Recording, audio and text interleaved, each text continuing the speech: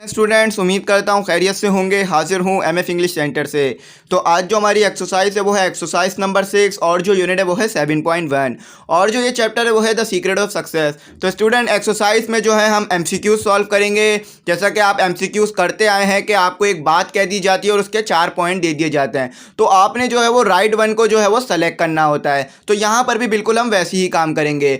और स्टूडेंट, मैं आपको साथ ही साथ ये बात कहूँगा कि अगर चैनल पर नए हैं तो चैनल को सब्सक्राइब ज़रूर कीजिएगा और बेल आइकन को ज़रूर प्रेस कर दीजिएगा और अपने दोस्तों तक में ज़रूर शेयर कीजिएगा ताकि वो भी जो है वो 9 की बुक को अच्छी तरह समझ सके।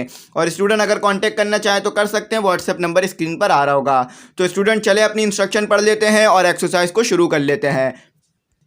स्टूडेंट, हमें जो यहाँ पर इंस्ट्रक्शन दी हुई है वो ये दी हुई है कि work with a partner and take the right answer. देखें स्टूडेंट, इसमें कहा जा रहा है कि अपने पार्टनर के साथ काम करें, यानी अपने दोस्त के साथ काम करें जो कि आपके साथ बैठा हुआ है, और जो सही आंसर है उसके ऊपर जो है आपने टिक लगा देना है। तो उम्मीद करता हूँ समझ गए होंगे। बहुत सिंपल जो है वो एक्सरसाइज है ये हमारी, बस आपने जो है वो एमसीक्यूज करने हैं। और स्टूडेंट, इससे पहले की मैं तमाम वीडियोस अपलोड कर चुका हूँ, तो वो अगर आपने नहीं देखी है तो ज़रूर देख लीजिएगा। तो सबसे पहले अपना पहले एमसीक्यूज पढ़ लेते हैं और उसके बाद जो है देख लेते हैं कि इसका कौन सा राइट आंसर है। देखिए स्टूडेंट, हमें जो पहला एमसीक्यूज दिया हुआ है वो ये दिया हुआ है कि which one of the following statements best summarise the story. यानी आपने जो है इन स्टेटमेंट जो कि आपको यहाँ पर 4 दी हुई हैं उसके मुताबिक बताना है कि कौन सा स्टेटमेंट जो है वो बेस्ट समराइज कर रहा है स्टोरी को। यानी जिस एमसीक्यूज में जो है वो पूरी बात हो रही है हमारी स्टोरी के मुताबिक, आपने उस एमसीक्यूज पे जो है वो टिक लगा देना है। तो यहाँ पर जो मैं सबसे पहला जो पॉइंट दिया हुआ है वो ये दिया हुआ है कि the present has all the answer. यानी अभी जो वक्त है इसमें तमाम जवाबात मौजूद हैं। तो स्टूडेंट, ऐसा बिल्कुल नहीं है, ऐसी कोई बात नहीं की जा रही थी स्टोरी में। अभी जो आपके पास वक्त है इसमें आपको पिछले जो जवाब हैं वो मिल सकते हैं, या जो मौजूदा वक्त है उसके जवाबात मिल सकते हैं। अब माजी में, अब आपके फ्यूचर में क्या होगा आपको क्या पता, और आपको उसके जवाबात तो नहीं मिलेंगे। तो ये वाला तो बिल्कुल भी सही नहीं है और ऐसा हमें कुछ कहा भी नहीं गया था स्टोरी में। स्टूडेंट, दूसरा जो दिया हुआ है आपको वो ये दिया हुआ है कि the present is not what matters.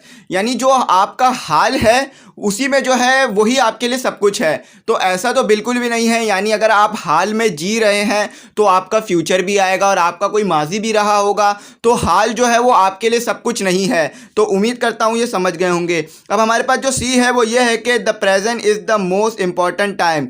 यानी जो अभी वक्त है, जो वक्त चल रहा है, ये सबसे इम्पॉर्टेंट टाइम है आपके लिए, क्योंकि अगर अभी आप मेहनत करेंगे तो आप जो है अपने फ्यूचर में कामयाब हो जाएंगे। अगर अभी आप जो है काम करेंगे तो आपका काम जल्द से जल्द ख़त्म हो जाएगा। और जैसा कि हमें चैप्टर के अंदर भी यही बात बताई जा रही थी कि प्रेजेंट जो वक्त है वही सबसे ज़्यादा इंपॉर्टेंट है, और अभी जो आप काम कर रहे हैं वही सबसे ज़्यादा इंपॉर्टेंट है, और जो अभी आपके साथ जो इंसान मौजूद है वही सबसे ज़्यादा इंपॉर्टेंट है। तो यानी जो चीज़ आपके पास अभी प्रेजेंट में है और प्रेजेंट का जो वक्त है यही सबसे ज़्यादा इंपॉर्टेंट है। तो सी वाला जो है वो बिल्कुल सही है और सी में ही सारी बातें कंप्लीट हो रही हैं चैप्टर के मुतालिक। और आखिरी डी भी बता देता हूँ कि डी वाला क्यों सही नहीं है। The present gives you the most Joy. यानी जो अभी मौजूदा वक्त है यही आपको खुशी दे रहा है। तो ऐसा भी कोई हमें जिक्र नहीं किया गया था और ऐसा भी कोई जिक्र हमारे पास नहीं था। तो स्टूडेंट, उम्मीद करता हूँ आप समझ गए होंगे। सी ही जो है इसका बिल्कुल सही है। तो अपना 2 देख लेते हैं। दूसरा एमसीक्यूज हमें क्या दिया हुआ है। The sand who lived in the jungle was a very. तो स्टूडेंट, इसमें कहा जा रहा है कि जो सैंड जंगल में रहता था वो बहुत ज़्यादा था। यानी क्या था, बहुत ज़्यादा अमीर था, बहुत ज़्यादा गरीब था, या बहुत ज़्यादा अक्लमंद था, या कुछ और था। तो अब देख लेते हैं। देखें स्टूडेंट, यहाँ पर लिखा हुआ है कि अ रिच मैन, या वो बहुत ज़्यादा जो है वो अमीर था। देखें स्टूडेंट, अगर कोई अमीर होता है तो वो जंगल में क्यों रहेगा, और जंगल में तो बहुत ज़्यादा परेशानी है, इंसान इतनी आसानी से जी भी नहीं सकता। और फिर दूसरे पे लिखा हुआ है पुअर मैन, वो जो है वो बहुत ज़्यादा गरीब था, तो वो जो है वो बहुत ज़्यादा गरीब भी नहीं था। तो हमें जो तीसरा दिया हुआ है वो ये दिया हुआ है कि सेवर मैन, वो जो है बहुत ज़्यादा संजीदा आदमी था। तो सेवर मैन का भी जो है हमारे को कोई भी जो है इसमें जिक्र नहीं किया गया था चैप्टर में। हमें जो जिक्र किया गया था वो डी किया गया था, वाइस मैन, यानी वो बहुत ज़्यादा अक्लमंद आदमी था। तो इसीलिए तो किंग जो है वो उससे मिलने गया था। क्यों? क्योंकि वो बहुत ज़्यादा अक्लमंद आदमी था और वही जो है वो वाहिद शख्स था जो किंग के जो है वो 3 सवालों के जवाबात दे सकता था। क्योंकि किंग ने जो है तमाम लोगों से सवालात के जवाबात मांगे, अपने दरबारियों से, अपने वज़ीरों से, अपनी कौम के लोगों से, लेकिन कोई भी जो है वो उसके सवालों के जवाबात नहीं दे सका। यहाँ तक कि उसने जो है अपने सवालों के जवाबात लेने के लिए 5,000 कॉइन का, गोल्ड कॉइन का इनाम तक रखा, लेकिन कोई भी जो है उसके सवालों के जवाबात नहीं दे सका था। तो इसीलिए जो है फिर सैंड जो है वो आखिर में जंगल में गया और काफ़ी उसने वहाँ जाके मुशक्क़त की। यानी ऐसा नहीं था कि सिर्फ वो वहाँ पर गया किंग और उसने जवाबात दे दिए सैंड ने, नहीं, बल्कि किंग जो है वो सैंड के पास गया और उसका काफ़ी काम किया और ज़ख्मी आदमी की देखभाल की, और फिर जो है वो किंग को उसके सवालों के जवाब मिले। देखिए स्टूडेंट, एक्सप्लेन इसलिए कर रहा हूँ ताकि आपको बात जो है वो पूरी समझ में आ जाए। अगर आपने चैप्टर नहीं पढ़ा है तो चैप्टर ज़रूर पढ़ लीजिएगा, 15-20 मिनट का चैप्टर है, आपको तमाम बात जो है वो डिटेल से समझ में आ जाएगी। तो स्टूडेंट, उम्मीद करता हूँ आपको दूसरा वाला भी समझ में आ गया होगा। देखें स्टूडेंट, पुअर यहाँ पर यूँ नहीं लगा रहे हैं हम, क्योंकि वो गरीब तो था, लेकिन यहाँ पर उसकी गरीबी पे बात नहीं हो रही थी इस चैप्टर में। इस चैप्टर में जो है उसकी अक्लमंदी पे बात हो रही थी, तो इसीलिए जो है हम वाइस मैन पे सही लगा रहे हैं। तो अब अपना अगला एमसीक्यूज देख लेते हैं। देखें स्टूडेंट, अगला जो है हमारे पास वो ये है कि the king went to see the sand, यानी किंग जो है वो सैंड के पास गया।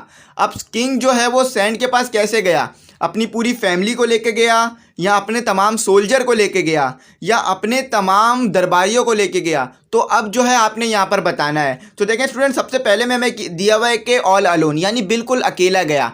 तो वो अकेला क्यों गया था? वो अकेला इसीलिए गया था कि किंग को वो पहचान ना पाए सैंड, यानी सैंड जो है वो किंग को पहचान ना पाए और वो नहीं जान पाए कि ये एक किंग है। और किंग जो है वो गरीब आदमी बन के गया था, एक आम आदमी बन के गया था।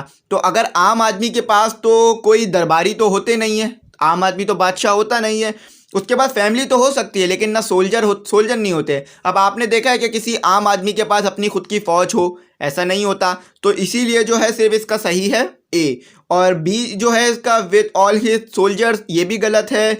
अलॉन्ग विथ हिज फैमिली, अपनी फैमिली के साथ गया। देखें फैमिली का तो जिक्र कुछ किया ही नहीं गया, हमें ये बताया ही नहीं गया कि किंग के कितने बच्चे थे, कितनी बेटियां थी, कितने बेटे थे, या कौन उसकी बीवी थी, हमें ऐसा कुछ नहीं बताया गया था। इस चैप्टर में सिर्फ उसने जो है उसके सवालात के बारे में ही हमें बताया जा रहा था। विथ ऑल हिज कोर्टियर्स, तो वो अपने जो है वो दरबारियों के साथ भी नहीं गया था, दरबार, और सिर्फ वो अपने सर्वेंट्स के साथ गया था। सर्वेंट्स को जो है उसने पीछे ही रोक दिया था, जिन सर्वेंट ने जो है वो बेयरडिट मैन को ज़ख्मी किया था। लेकिन सैंड को पता थी ये बात कि ये एक किंग है, और सैंड इस बात को समझ गया था। तो स्टूडेंट, उम्मीद करता हूँ आप समझ गए होंगे। बहुत ज़्यादा एक्सप्लेन कर रहा हूँ ताकि बात जो है वो अच्छी तरीके से आपके समझ में आ जाए। अब अपना अगला एमसीक्यूज देख लेते हैं कि उसमें हमें क्या कहा जा रहा है। देखें स्टूडेंट, हमारे पास जो चौथा है वो ये है कि who want the king that the bearded man was coming, यानी किसने जो है किंग को इस बात का इतला दी थी, या किसने इस बात से उसको आगाह किया था कि एक दाढ़ी वाला आदमी तुम्हारी तरफ बढ़ रहा है। अब आपको पता होगा कि जंगल में जो है किंग और सिर्फ सैंड थे, तो किंग के साथ सिर्फ सैंड मौजूद था, यानी जो सैंड था यानी बुजुर्ग था, सिर्फ उसी ने जो है वो किंग को बताया था। तो यहाँ पर जो है ही सोल्जर, उसके साथ तो कोई सोल्जर था ही नहीं, वो बिल्कुल अकेला था। और किंग तो बिल्कुल एक गरीब आदमी बन के गया था, तो सोल्जर तो हो ही नहीं सकते।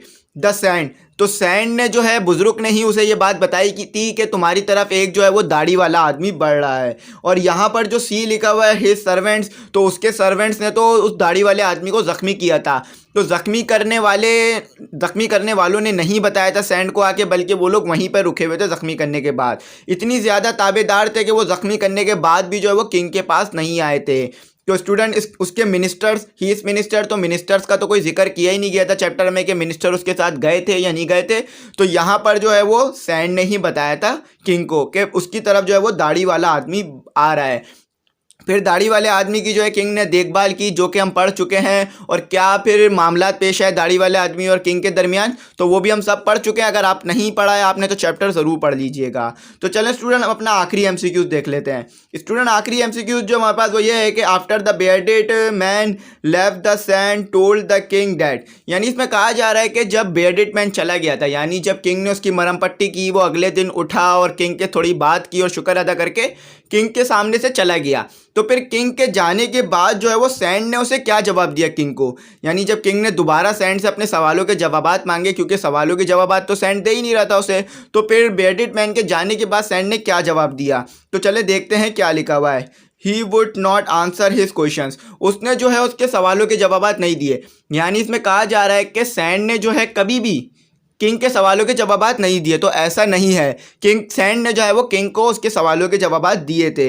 His question were too difficult, वो इसमें कहा जा रहा है कि उसने कह दिया था कि तुम्हारे क्वेश्चन जो है वो बहुत ज़्यादा डिफिकल्ट हैं। तो स्टूडेंट ऐसा भी नहीं है, उसके क्वेश्चन मुश्किल तो थे लेकिन सैंड की पहुंच से दूर नहीं थे। सैंड जो है उसके क्वेश्चन समझ गया था। स्टूडेंट यहाँ पर सी जो लिखा हुआ है वो ये लिखा हुआ है कि the bearded man had answer his questions, यानी जो दाढ़ी वाला आदमी था उसने जो है उसके सवालों के जवाबात दे के गया, यानी अपनी ज़ुबान से जो है सारे सवालों के जवाबात दे के गया। तो स्टूडेंट ये भी करेक्ट नहीं है, बेयर्डेड मैन ने कोई सवालों के जवाबात नहीं दिए थे और शायद उसको तो पता भी नहीं था इसके क्या सवालों के जवाबात हैं। तो इसीलिए तो ये वाला भी बिल्कुल गलत है। आखिरी जो है हमारे पास वो ये है कि all his questions had been answered, यानी उसने जो ये जवाब दिया सैंड ने कि तुम्हारे को जो है तुम्हारे सवालों के जवाब पहले ही मिल चुके हैं। तो किंग जो है ये सुनकर बहुत हैरान हुआ कि कैसे मेरे को मेरे सवालों के जवाब मिल गए, क्योंकि अभी तक सैंड ने तो कुछ बात की ही नहीं मुझसे सही से। तो फिर सैंड ने जो है यहाँ पर उसको मिसालें देकर समझाया कि इस तरह से तुम्हारे को जो है तुम्हारे सवालों के जवाब मिल गए। फिर उसने ये कहा कि सबसे इम्पॉर्टेंट, सैंड ने फिर ये बात की किंग से कि सबसे इम्पॉर्टेंट आदमी जो था मैं तुम्हारे लिए मैं था, फिर सबसे इम्पॉर्टेंट काम वो था जो तुम मेरे लिए कर रहे थे, और फिर दूसरी बातें जो हैं वो सैंड ने की। यानी सैंड ने जो है वो 2 बार एग्जाम्पल देकर जो है वो किंग को उसके सवालों के जवाब समझाए और किंग जो है वो अपने सवालों के जवाब समझ गया था। तो स्टूडेंट उम्मीद करता हूँ आपको समझ में आ गया होगा, काफ़ी ब्रीफ डिस्कशन देके मैंने समझाया है ताकि आपको जो है अच्छी तरीके से बात समझ में आ जाए। अगर फिर भी कोई गलती रह गई हो, कोई क्यूरी रह गई हो या कुछ समझ में ना आया हो तो कमेंट सेक्शन में ज़रूर मैसेज कर दीजिएगा। और अगर आप हमसे कांटेक्ट करना चाहें तो कर सकते हैं, व्हाट्सएप नंबर जो है वो स्क्रीन पर आ रहा होगा। आखिर में ये कहूँगा कि चैनल को ज़रूर सब्सक्राइब कीजिएगा और दोस्तों तक भी ज़रूर शेयर कीजिएगा और बेल आइकन को भी ज़रूर प्रेस कीजिएगा। Thanks for watching.